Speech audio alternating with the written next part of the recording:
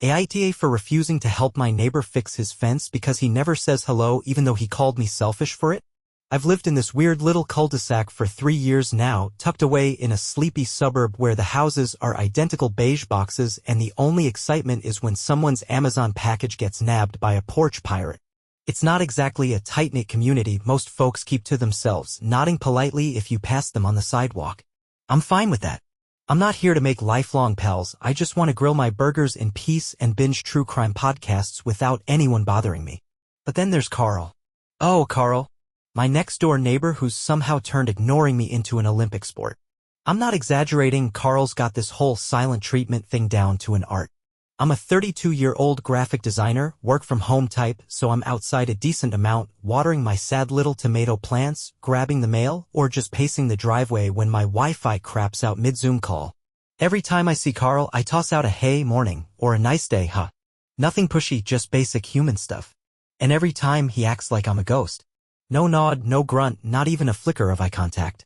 Just this blank stare through his thick, smudged glasses, then he shuffles off to his garage, where I swear he's building a time machine or something equally unhinged. He's in his late 50s, wiry, with a permanent scowl and a wardrobe of faded flannels that scream, I peaked in 1992. His yard's a mess, overgrown weeds, a rusty lawnmower abandoned mid-job, but I don't care. Live and let live, right? The rest of the cul-de-sac's got its own cast of characters. There's Priya across the street, a nurse who blasts Bollywood music on her days off and once left me a plate of homemade samosas just because. Then there's Jake, the 20-something gym bro 2 houses down who flexes in his driveway like it's an audition for The Bachelor. They're not my BFFs, but we exchange hellos, small talk about the weather, the usual. Carl, though? He's the outlier. I've seen him chat up Priya about her roses once, even crack a smile at Jake's dumb protein shake rants. Me? Nada. I don't know if I accidentally offended him in a past life or if my face just reminds him of his high school bully, but it's been 3 years of this cold shoulder routine. So last weekend, the big drama went down. It's Saturday, I'm nursing a hangover from too many IPAs, and I hear this godawful racket outside like a chainsaw and a dying cat had a baby. I peek out my window and there's Carl wrestling with a sagging, splintered fence that separates our yards. It's been leaning for months, honestly, ever since that windstorm back in January, but now it's basically horizontal. He's got a hammer in one hand, a fistful of nails in the other, and he's swearing loud enough for the whole block to hear. I figure he's got it handled. He's Mr. Garage Tinkerer, after all, so I go back to scrolling X and sipping my coffee. Then the doorbell rings. I shuffle over, still in my ratty sweatpants, and it's Carl, red-faced and sweaty, glaring at me like I stole his dog. Hey, he says, first word he's ever directed at me, I need help with the fence. It's half on your side too, you know? I blink, processing this. The fence is technically shared property, sure, but this dude's never so much as waved at me and now he's demanding my Saturday? I lean against the doorframe, cross my arms and say, oh, why me? You've got Jake over there, he's got biceps for days. Carl scowls deeper, if that's possible. Jake's not home. You're here. It's your fence too. His tone's all accusatory, like I personally summoned the windstorm to ruin his life. I don't know what possessed me, maybe the hangover, maybe 3 years of pent-up pettiness, but I just shrugged and said, nah, I'm good. You've never even said hi to me, man. Why should I drop everything for you now? His jaw dropped like I'd slapped him with a fish. What? That's ridiculous. I don't have to say hello to you. Just help me, it'll take 20 minutes. I laughed, couldn't help it, and it came out all bitter. Yeah, no. I'm not your on-call handyman. Figure it out. Then I shut the door, heart pounding, and immediately felt like a jerk. But also kind of justified? Cue the chaos. An hour later, Priya texts me, Carl's telling everyone you're a selfish ass. What happened? Apparently, he stormed around the cul-de-sac, hammering away at the fence solo while ranting to anyone who'd listen about how I'm too good to help and probably wanted the fence down anyway. Jake, back from the gym, caught me outside later and was like, bro, that was cold. He's old, you could have just helped. Priya, though, was team me. She said Carl's always been a grump and I don't owe him squat. By Sunday, the fence was up, crooked as hell, and Carl's taken to slamming his garage door extra loud whenever I'm outside, like some passive-aggressive Morse code for, screw you. I'm torn up about it now. On one hand, I get it, shared fence, neighborly duty, blah blah. I could have sucked it up for 20 minutes and been the bigger person. But on the other, this guy's treated me like I'm invisible for years, and the second he needs something, I'm supposed to jump? It's not about the hello itself, it's the principle. Respect's a two-way street, right? I'm not asking for a friendship bracelet, just don't act like I'm a stranger when you're literally asking for my help. Now the cul-de-sac split, I'm getting side-eye from half the block, and I'm wondering if I just torched my chill neighbor vibe over a petty grudge. So Reddit, AITA for refusing to help Carl fix the fence because he's never bothered to say hello? I feel like a dick, but also like he kinda had it coming. What do you think?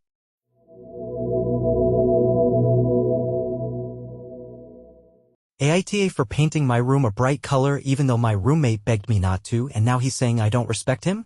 Okay, picture this. I'm 25, living in a crumbling two-bedroom apartment above a vape shop in a sketchy part of town where the rent's cheap but the walls are so thin I can hear the guy downstairs coughing up a lung every morning. My roommate Dylan and I have been splitting this place for 6 months. It's not exactly a dream home, the carpet's stained, the fridge hums like it's plotting something, and the landlord's idea of maintenance is sending us a roll of duct tape. But it's ours, you know? I'm a barista by day, wannabe artist by night, always doodling on napkins or scrolling Pinterest for inspo. Dylan's 28, a night shift security guard who lives off Monster Energy and Call of Duty marathons. We're not besties, but we've got a decent vibe going, split the bills, don't eat each other's leftovers, keep the peace. The apartment's a beige nightmare when we moved in, like someone decided depression chic was a design choice. My room's this tiny box with a flickering overhead light and a window that looks out on a brick wall. Dylan's got the bigger room, he won the coin toss, but mine's got character, which is code for it smells like old socks. I've been itching to make it mine, something to spark a little joy between 6 a.m. espresso shots and late-night existential crises. So last month I hatched a plan, paint my room. Not just any color, electric lime green. The kind of shade that screams, I'm alive, and makes you feel like you're waking up inside a highlighter. I found a half-off can at Home Depot, hauled it home on the bus, and couldn't wait to slap it on the walls. Here's where Dylan comes in. He's not exactly Mr. Interior Design, his room's a shrine to black hoodies and empty chip bags, but when I showed him the paint, he freaked. Dude, no way, he said, cracking open a monster like it was an emergency. That's gonna look like a radioactive swamp. It'll bleed into the vibe of the whole place. I laughed it off, thinking he was exaggerating. It's just my room, man. Door stays closed, you won't even see it. But he doubled down, leaning over the couch with this wild-eyed stare. I'll feel it. That color's aggressive. It's disrespectful to our shared space. I pointed out the vape shop fumes wafting up daily don't exactly scream zen, but he wasn't having it. Promise me you won't, he said. I shrugged, mumbled something vague, and figured he'd get over it. Fast forward to last Friday. Dylan's at work, I've got a rare night off, and the paint can's calling my name. I blast some lo-fi beats, crack a window, barely helps, and go to town. Rollers, brushes, the works. By 2 a.m. my room's a glowing lime masterpiece. I'm sweaty, speckled with paint, and grinning like an idiot. The walls pop, the vibe's electric, and I even stick some glow-in-the-dark star stickers up for extra chaos. It's me. I crash hard, dreaming of neon jungles, and wake up to Dylan banging on my door at 7 a.m. He storms in, still in his security vest, and stops dead. What the hell is this? He yells, voice cracking like he's seen a ghost. His face goes from tired to furious in 2 seconds flat. I told you not to. This is insane. I sit up, bleary-eyed, and try to play it cool. Chill, it's my room. You don't have to live in it. But he's pacing now, hands flailing. It's not about that. You knew I hated it and you did it anyway. That's straight up disrespectful. I fire back, disrespectful? It's paint, not a personal attack. You don't get to veto my space. He glares, says, you're selfish, and slams the door so hard the star stickers shiver. Since then, it's been a war zone. Dylan's barely talking to me, grunts instead of words, passive-aggressive stomps around the apartment. He left a sticky note on the fridge, enjoy your glow stick cave, jerk. I caught him Googling tenant rights on his phone, muttering about hostile living conditions. Meanwhile, I'm loving my room, it's my sanctuary now, a middle finger to the beige blah of the rest of this dump. But I can't shake the guilt. He's right that I ignored him, even if it was just paint. I offered to buy him a case of Monster as a peace offering, but he just scoffed and turned up his game volume. Our mutual friend Sasha, who crashes here sometimes, says I'm NTA, she thinks Dylan's overreacting and my room's a vibe. But my sister, who FaceTimed me yesterday, saw the green glow and said, yikes, I'd be pissed too if I lived with that. Now I'm second-guessing everything. I wanted to claim my corner of this crap apartment, but did I cross a line? It's not like I painted his room or the living room, which is still a sad taupe disaster. Still, he's acting like I torched his whole world. So, Reddit, AITA for painting my room lime green despite Dylan's protests? I just wanted a space that felt like mine. But now he's calling me disrespectful. And I'm wondering if I screwed up big time. Help me out here, what's the verdict?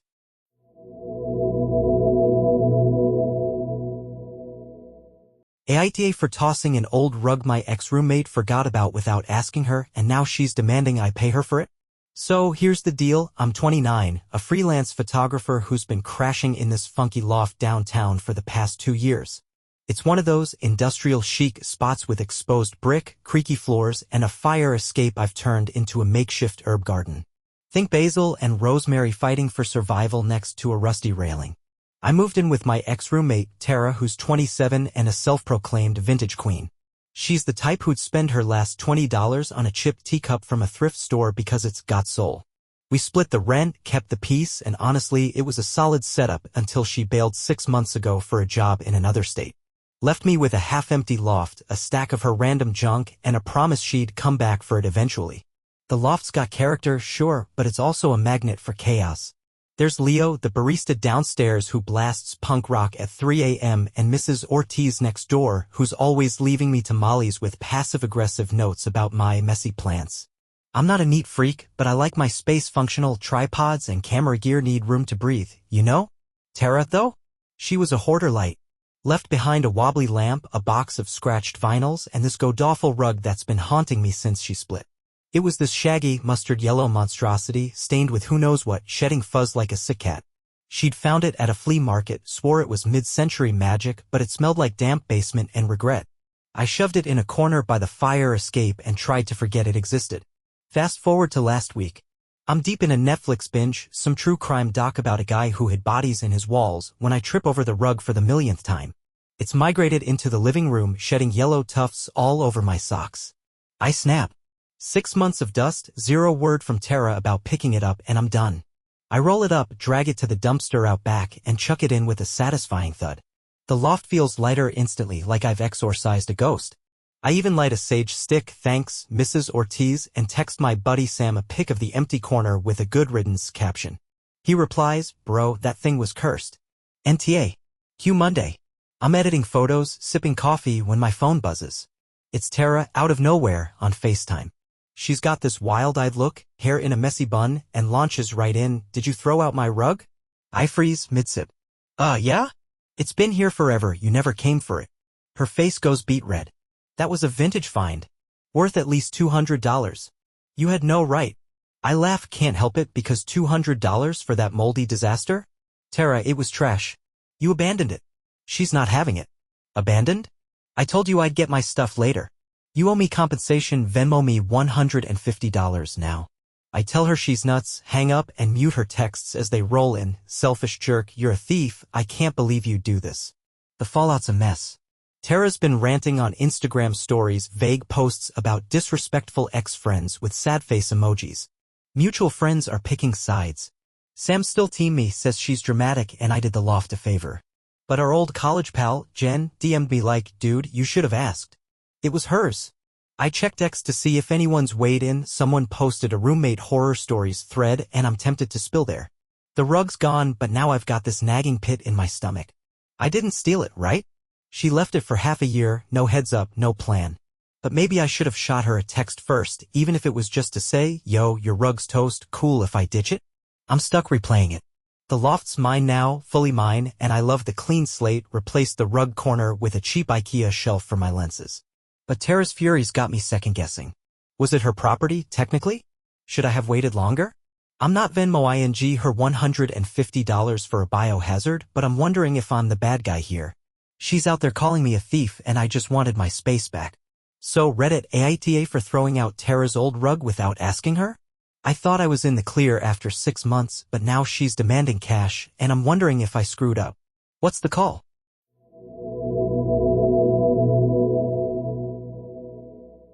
AITA for not chipping in for a new family room couch since I barely use it and now my siblings are calling me greedy? So, I'm 34, single, and currently crashing at my childhood home in the sprawling, chaotic suburb where every house has a minivan and a basketball hoop that's seen better days. I moved back 6 months ago after a freelance writing gig dried up and my parents, bless them, didn't hesitate to throw open the door. It's a 5-bedroom time capsule, all peeling floral wallpaper and creaky stairs, with a family room that's the heart of the chaos. My mom, 62, is a retired teacher who knits like it's her job, leaving yarn balls everywhere. Dad, 65, is a part-time accountant who's glued to his recliner watching golf reruns. Then there's my siblings, Jess, 31, married with a toddler and a golden retriever named Muffin, and Ryan, 29, a gym rat who's always blending protein shakes that smell like regret. We're all under one roof again because housing prices are insane, and honestly, it's like a sitcom I didn't audition for. The family room's this cozy disaster, sagging bookshelves, a TV blaring HGTV 24/7, and a couch that's been around since Y2K. It's brown, lumpy, and smells faintly of spilled Kool-Aid and dog hair. Jess's kid, Liam, uses it as a trampoline, and Muffin's claimed one cushion as his throne. I'm not a family room guy. I've got my old bedroom upstairs, now a writer's cave with my laptop, a wobbly desk, and a mini fridge I snagged off Craigslist. I'd rather scroll X up there or binge podcasts than fight for couch space with a drooling dog and a 3-year-old screaming about Paw Patrol. Point is, I'm rarely downstairs unless it's to raid the kitchen or dodge Mom's "when are you getting married" lectures. Last month, Jess decided the couch was on its last legs, literally, one leg's duct taped, and declared we needed a new one. She found this sleek gray sectional on some overpriced furniture site, $1,200 total, and pitched splitting it 4 ways, me, her, Ryan, and the parents. It's for the family, she said, bouncing Liam on her hip while Muffin chewed a sock. Ryan nodded, flexing in his tank top like he's auditioning for a gym ad. Yeah, I'm in, $300 each, right? Mom and Dad agreed, digging into their savings with a shrug. But me? I hesitated. I don't really use it, I said, leaning against the counter with my coffee. I'm upstairs 90% of the time. Why chip in for something I won't touch? Jess's face tightened. It's not about you. It's about the house. Ryan chimed in, dude, don't be cheap. We're all pitching in. I stuck to my guns. I get it, but I'm broke, freelancing's patchy, and I don't sit there. Pass. The room went quiet except for Liam banging a toy truck. Jess huffed, wow, greedy much, and stormed off. Ryan shook his head like I betrayed the family honor. Mom gave me that disappointed teacher look and Dad just muttered, your call, kid. The next day, they ordered the couch anyway, split 3 ways now, $400 each, and it arrived last week. It's nice, I guess, all modern and plush, but I still haven't sat on it. I'm not boycotting it or anything, I just don't hang out down there. Now it's a full-blown thing. Jess won't let it go, keeps making snide comments like, oh, good thing someone didn't have to pay, loud enough for me to hear from upstairs. Ryan's taken to texting me Jimbro memes about teamwork with eye-roll emojis. Mom's neutral, knitting away, but I caught her sighing, it'd be nice if we all contributed. Dad's the only one who doesn't care, he's too busy yelling at golf reruns. I ran into our neighbor, Mr. Patel, yesterday while grabbing the mail, and even he asked, heard you didn't chip in for the couch, everything okay? Word travels fast in this nosy suburb, apparently. I'm rattled. I didn't mean to start a war, I just didn't see the point in dropping $300 on a couch I won't use when I'm barely scraping by. Rent's free here, sure, but I still pitch in for groceries and utilities when I can. Jess and Ryan act like I'm hoarding gold upstairs, but my bank account's more like a sad haiku. $5, empty fridge, / dreams of Wi-Fi that works well, / send help, or pizza. The new couch looks great, and they're all sprawled on it now, Liam, Muffin. The works, but I feel like the odd man out, the selfish jerk who ruined the vibe.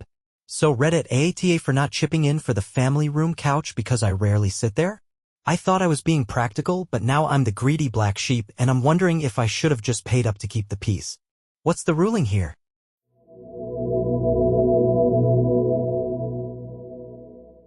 AITA for asking my brother to move his tools out of my garage, and now he's offended, saying I'm basically kicking him out? I'm 38, a single dad with a 10-year-old son, living in a modest split-level house in a quiet neighborhood where the biggest drama is usually whose dog pooped on whose lawn. I bought this place 5 years ago after the divorce, nothing fancy, just a roof, a patchy backyard, and a garage I've turned into my sanctuary. I'm a mechanic by trade, so it's less park your car here and more grease-stained paradise. I've got my workbench, a pegboard of wrenches, and a mini fridge stocked with off-brand soda.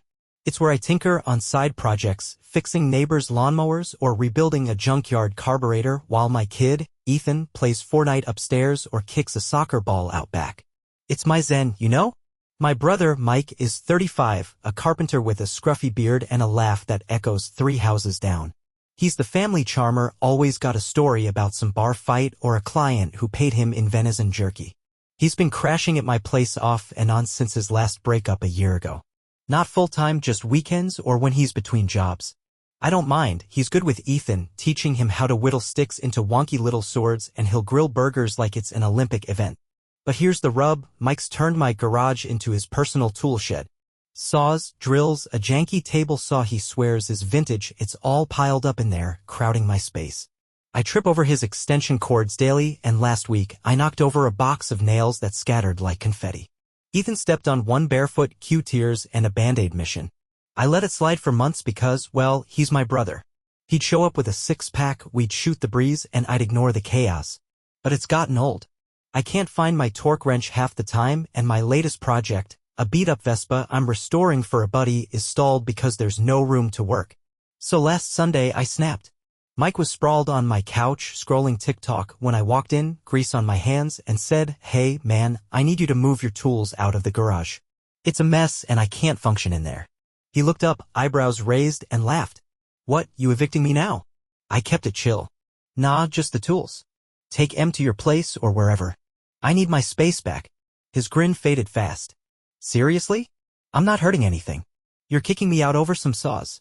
I tried explaining how it's not just the tools, it's the clutter, the nail incident, the fact I can't do my job with his stuff everywhere. But he cut me off, voice rising. "I've been here for you, man. Watched Ethan, fixed your leaky sink, and this is the thanks I get." He stormed out, grabbed his jacket, and peeled off in his truck. I stood there, dumbfounded, while Ethan peeked down the stairs, asking, "Is Uncle Mike mad?" I mumbled something about grown-up stuff and retreated to the garage, staring at the mess like it'd solve itself. Since then, it's been radio silence. Mike's not answering texts. My last one, "Can we talk?" sits on read. My sister, Lisa, called yesterday saying he's crashing at her place now, ranting about how I threw him under the bus. She's neutral but hinted I could have been gentler. "He's sensitive, you know that," she said.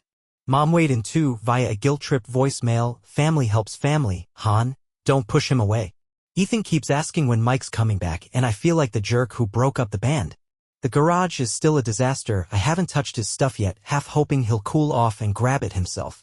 I'm torn up over this. I didn't mean to kick him out. He's welcome to crash here anytime. I just wanted my garage back, my little corner of sanity in a life that's already a juggling act. But maybe I was too blunt? Should I have offered to store his tools somewhere else, like a shed I don't even own? He's acting like I banished him from the family, and I'm wondering if I misread how much that space meant to him too. Now the neighbors are asking why Mike's truck hasn't been around, and I'm dodging questions like I'm hiding a scandal. So Reddit, AITA for asking Mike to move his tools out of my garage? I thought I was setting a boundary, but he's taking it like a betrayal, and now I'm second-guessing everything. Am I the bad guy here?